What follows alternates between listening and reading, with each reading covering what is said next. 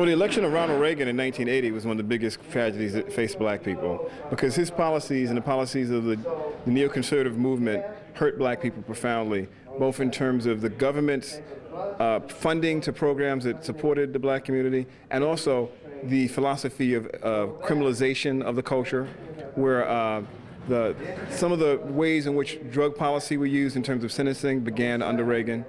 So there was a lot, his impact, and just also the attitude toward poor people. Poor people almost became the enemy in this country. It became about, if you have money, we're going to support you. If you don't have money, we're not going to do anything that's going to make your life better. And so Reagan is a big character in the book. And he's as important figure as Oprah Winfrey and Michael Jackson in explaining the black reality of the 80s. We have black directors in Hollywood because of Spike Lee. We have black TV talk show hosts that we take for granted because of Oprah Winfrey and Brian Gumbel and Arsenio Hall. In terms of black hip-hop culture, it's just, I mean, hip-hop, as you see in the book, was this little thing that was kind of growing, coming from underground to overground. Now it is mainstream culture. And all these things are with it. Fat Farm clothing, all these things that come out of hip-hop start in that period, start to grow in that period. So, I mean, Michael Jackson is this figure of fascination and disdain. You know, Colin Powell's career, we first became aware of Colin Powell in the 80s when he worked under Reagan and Bush.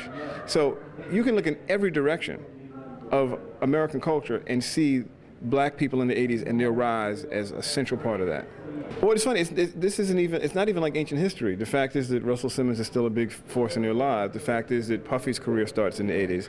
The fact is that old school hip hop, when they say old school, they're talking about records of 85, 86, 87, 88. So it's not even ancient history, it's living history that affects them right now. When they listen to any oldie show at 12 o'clock on any radio station that plays hip hop in America, listen to records from the 80s. The 80s was a time of media integration, where you had people getting access to American media that we never had before, where black faces were the norm all across the board.